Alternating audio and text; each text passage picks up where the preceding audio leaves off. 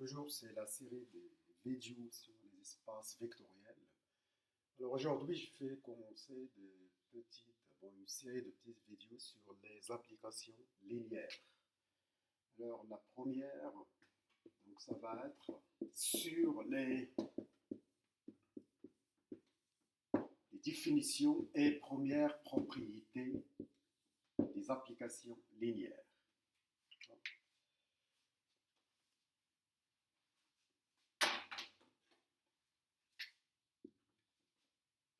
Alors, sur les définitions et premières propriétés, donc je précise que E et F sont deux cas espaces vectoriels où K est un corps commutatif. Alors, c'est quoi une application linéaire de E dans F? Alors, définition.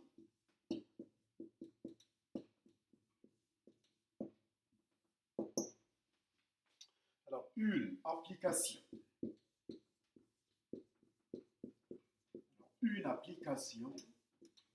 F de E dans F, alors est dite une application linéaire, alors si elle vérifie les deux conditions suivantes.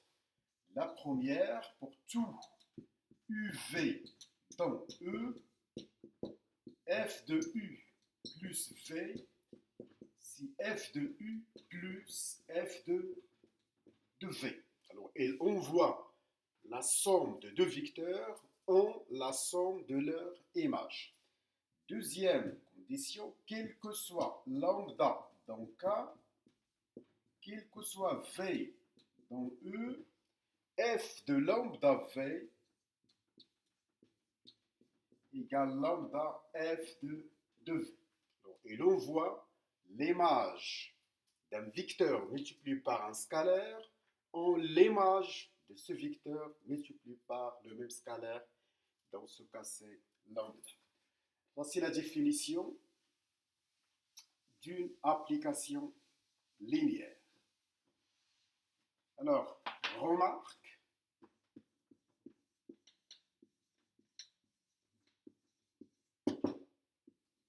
alors si F est une application linéaire de E dans E, donc si F est une application linéaire de E dans F, alors en particulier, F est un homomorphisme de groupe,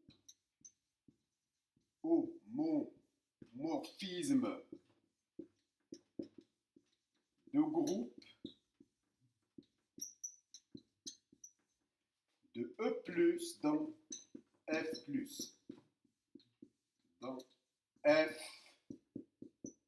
plus.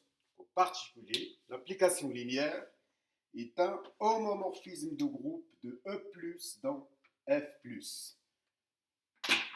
Et qu'en conséquence, on a F de 0E égale F de 0 égale à 0F. Alors, par conséquence,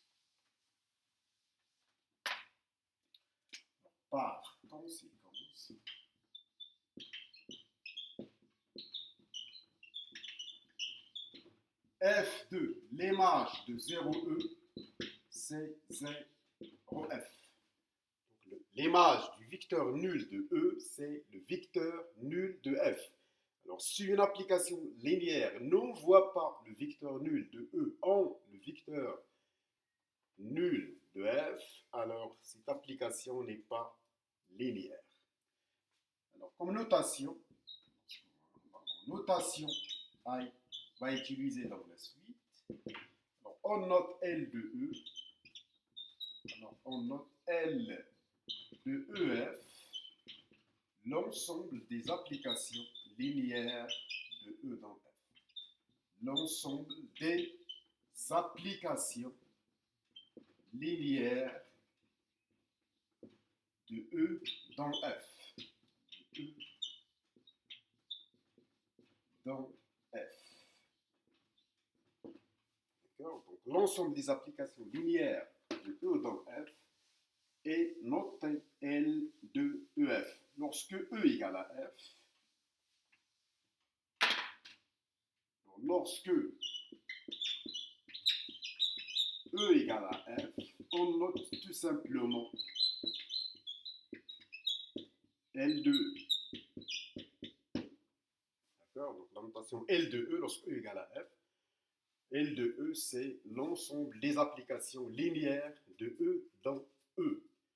Et dans ce cas, on parle d'endomorphisme. Endomorphisme linéaire. Donc, première propriété.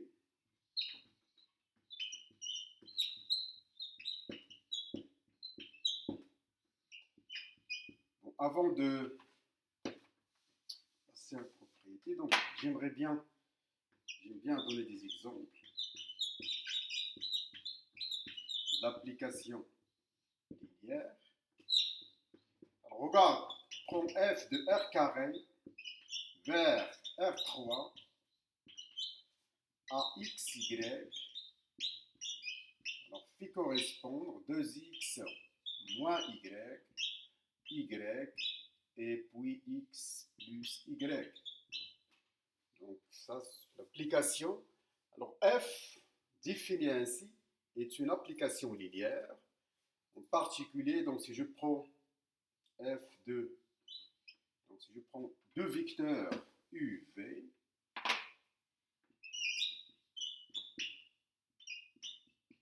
xy, v égale x', y' dans r carré.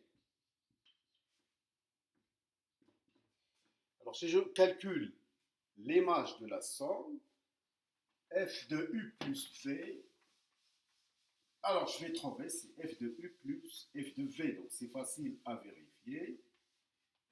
Alors je regarde f de u plus v, si f de x plus x', y plus y', donc j'utilise la définition de f, donc ça va être c2 x plus x' moins y plus y', y plus y', et ça va être de l'autre côté x plus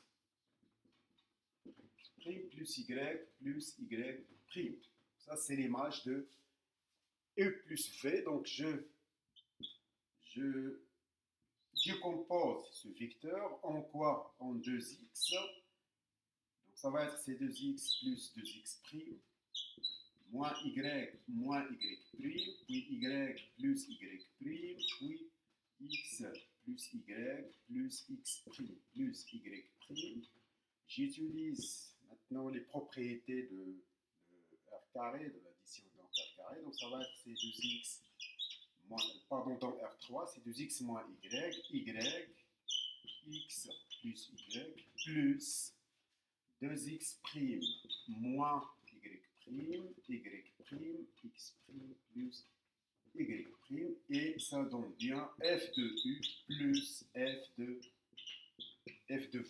Donc j'ai bien la première condition. La première condition est vérifiée. On voit la somme de deux vecteurs en la somme de leur image. Alors regardons la deuxième condition. C'est aussi facile à mettre en œuvre. Donc je prends lambda, un réel. Alors lambda, et je prends v, xy, un vecteur de R carré. Alors je calcule f de lambda v, donc c'est f de lambda x, lambda y. Pardon, c'est f de lambda x. Pardon. C'est l'image du vecteur lambda x, lambda y. Alors par définition de f, donc ça va être c2 lambda x moins lambda y, puis lambda y, lambda x plus lambda y. Et maintenant, donc, je factorise par lambda. Donc je fais sortir lambda. Donc c'est lambda 2x moins y, puis x plus y. Et ça donne bien lambda f de v. Alors, f est linéaire. F est linéaire. Ça, c'est le premier exemple. Alors, je vais donner un autre exemple.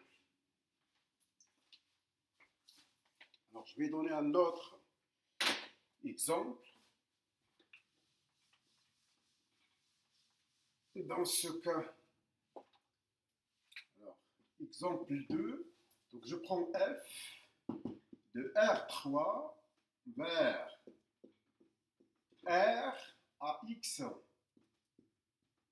y, z, a pour image, par exemple, x moins y plus 2. Alors là, ce que je remarque facilement, c'est que vous avez f de 0 R3 égale à 2, c'est différent de 0.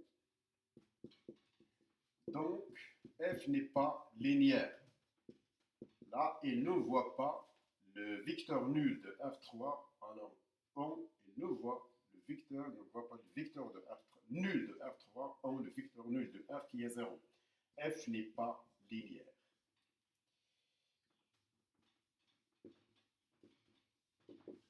D'accord? Donc ça, c'est le deuxième exemple. Je vais donner un autre exemple, une application linéaire. Alors, troisième exemple, donc je prends f de R de x vers, par exemple, R, bon, je dis vers R, ou vers R3, vers R carré. Un polynôme P, donc je fais correspondre par exemple le couple P de 0 et P de 1. Alors f est linéaire, c'est facile à voir que f est linéaire. Donc si je regarde la première condition, si je prends PQ de polynôme de R de x, alors f, si je calcule f de P plus Q, si en fait P plus Q en 0,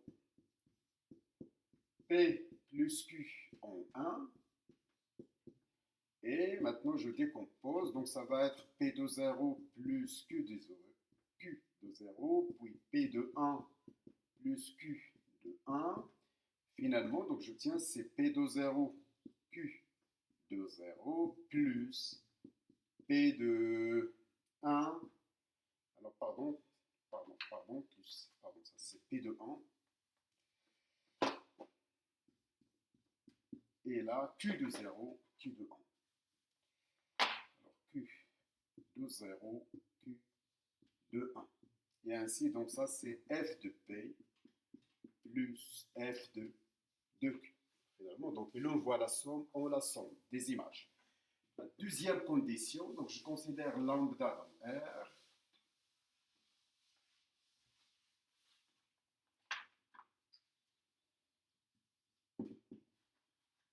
Lambda, je prends lambda réel. Je prends P dans R de x. Je regarde l'image de lambda P. Si je calcule f de lambda P, alors par définition, c'est lambda P de 0, lambda P de 1, et ça c'est lambda P de 0, lambda P de 1. Je fais sortir lambda, c'est lambda P de 0, P de 1, et finalement, ça c'est lambda f de P. Et maintenant, je regarde que les deux conditions sont vérifiées. Alors, f est bien linéaire. Eh bien, une application linéaire. Très bien. Alors, c'est bon. Très bien. Alors, je regarde maintenant qu'on peut. Alors, première proposition.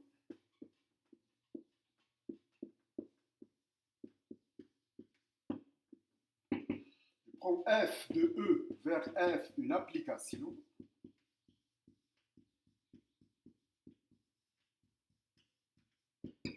alors FI linéaire, les deux conditions de linéarité, on peut les résumer en une seule condition, équivalent à quel que soit alpha, bêta dans K, F de, pardon,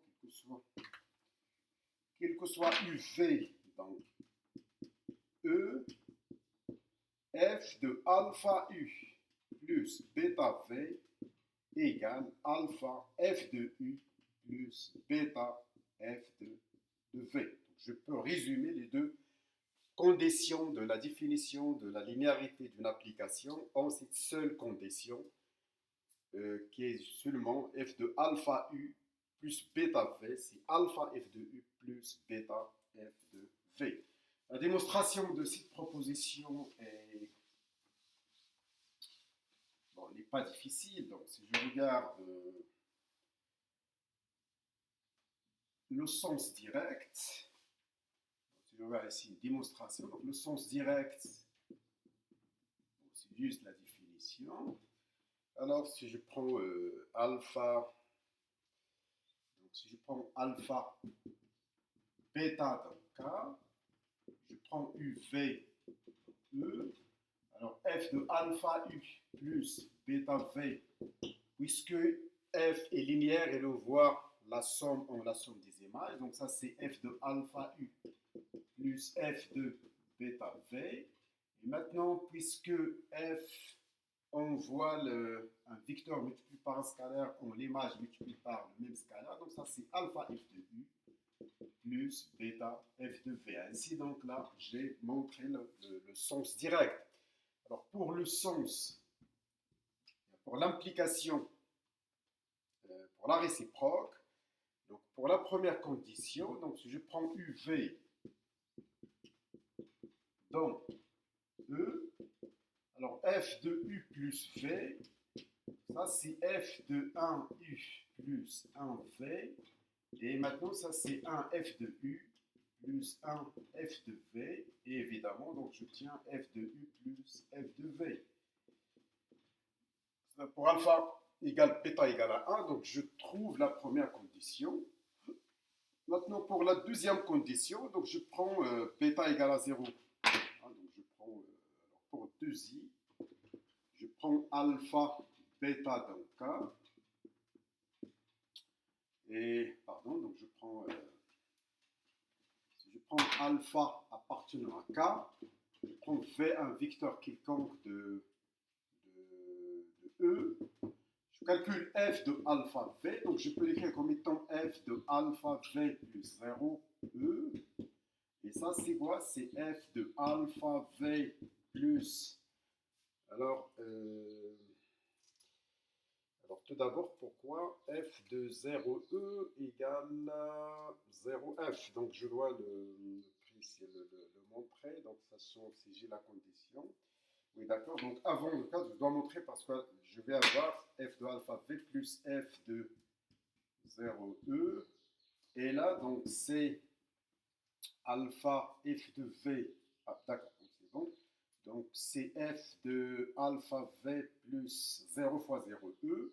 Donc c'est alpha F de V plus 0 F de 0E. Et ça me donne directement, donc c'est alpha F de V plus 0F. Alors sachant que 0 fois n'importe quel vecteur de F, ça me donne 0F. Finalement, donc j'ai montré l'équivalence. Et j'ai montré les premières caractérisations des applications linéaires où on résume les deux conditions en une seule condition. Alors, une autre proposition maintenant concernant une remarque.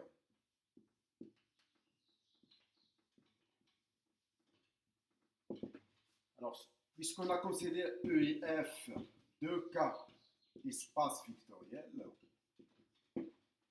alors la linéarité, donc si je prends F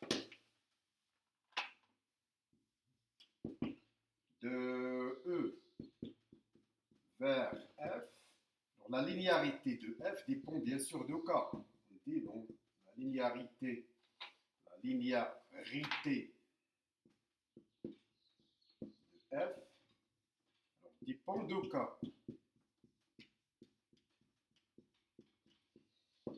Alors, comme en effet, donc là, alors, en effet, si je prends f,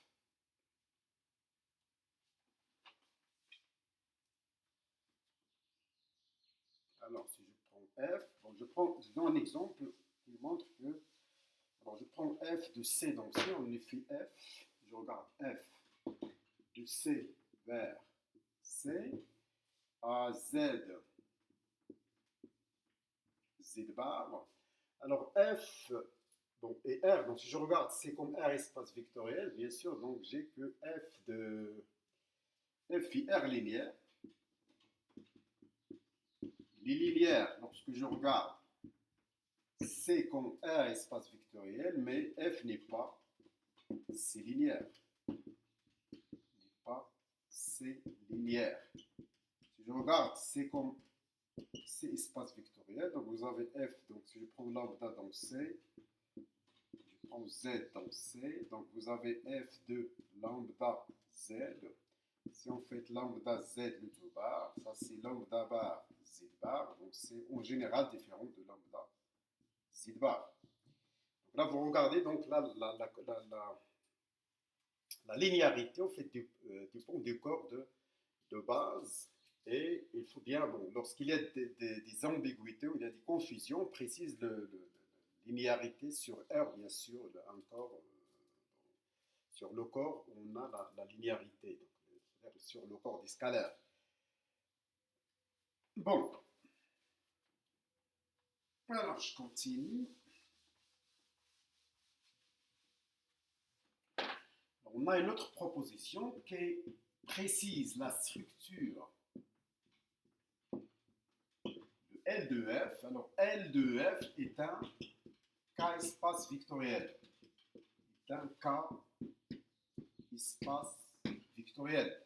Autrement dit, donc, c'est-à-dire que si vous avez deux applications linéaires, leur somme est une application linéaire. Et si vous avez un scalaire et f, une application linéaire, lambda f est aussi une application linéaire.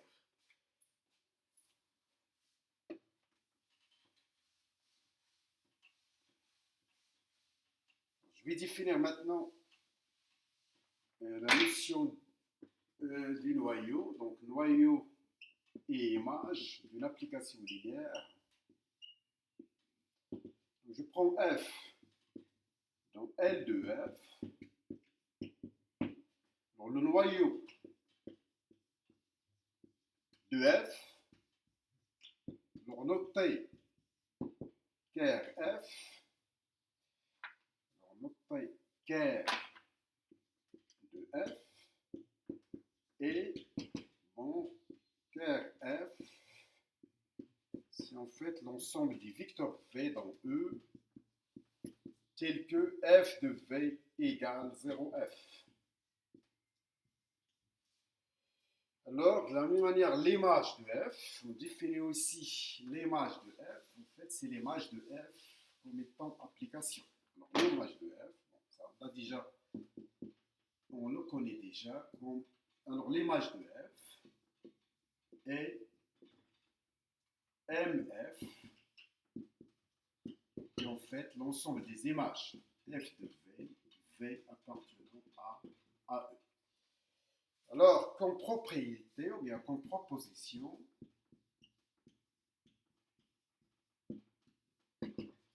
ker f est un sous-espace vectoriel de E. Est un sous-espace vectoriel de E. Et l'image est un sous-espace vectoriel de f. Donc, propriété, donc, vous avez le noyau, c'est toujours un sous-espace de E. L'image est un sous-espace vectoriel de l'espace d'arrivée. Alors, la démonstration, juste une idée de la démonstration. Bien sûr, bon, ce n'est pas difficile. Donc, je regarde pour le noyau. Alors, puisque j'ai f de 0e égale 0f, donc le noyau est non vide. Il contient 0e. Donc, je prends alpha dans K et je prends UV dans le noyau. Alors, je regarde f de alpha U plus V. En fait, c'est alpha f de U plus f de V. Alors, comme U appartient au noyau, c'est 0F. La même chose, V appartient au noyau, c'est 0F. Finalement, donc j'obtiens 0F. Donc, alpha U plus V reste dans le noyau. D'accord, donc. D'où, car F est un sous-espace vectoriel de E. C'est une propriété facile à vérifier. Alors, la même chose pour l'image. Donc, si je prends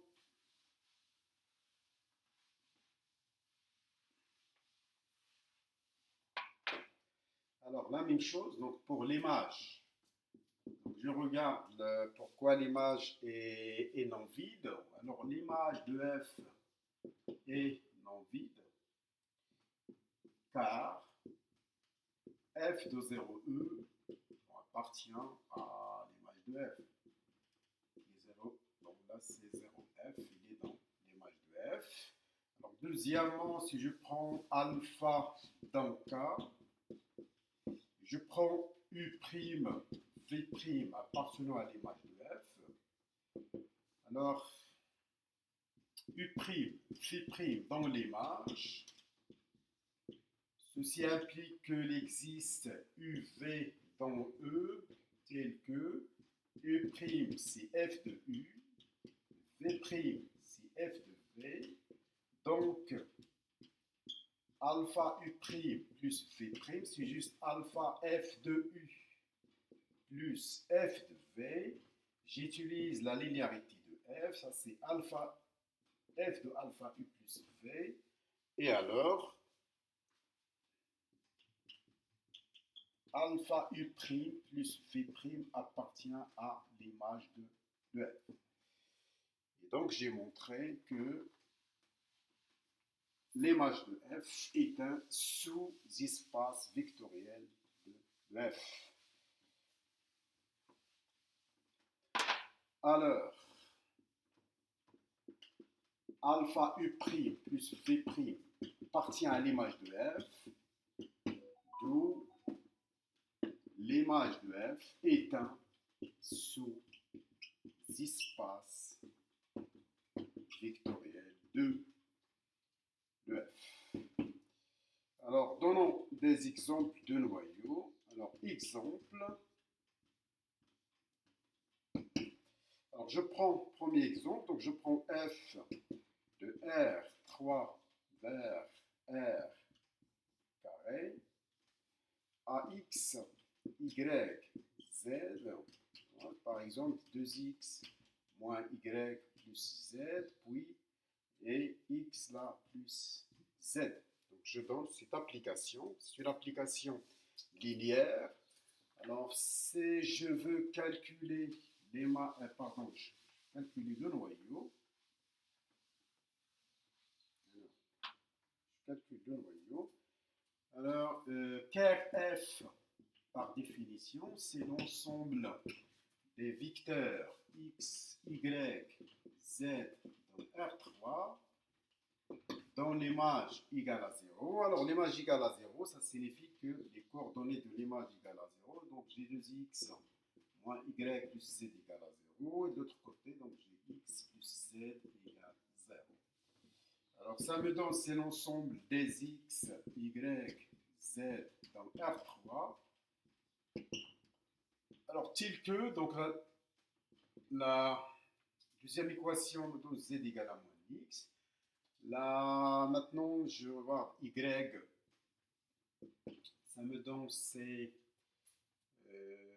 x plus y égale à, donc c'est il reste x, alors y égale à x. Donc finalement, le noyau, donc c'est l'ensemble des x et moins x appartenant à R. Et comme espace vectoriel, donc ça c'est l'ensemble des x, 1, 1, moins 1, x appartenant à R, et ça c'est engendré, donc je peux l'écrire comme temps vecteur de 1, 1, moins 1. Donc il est engendré par le vecteur 1, 1, moins 1. Alors ça, exemple de calcul de noyau, donc je peux donner un autre exemple.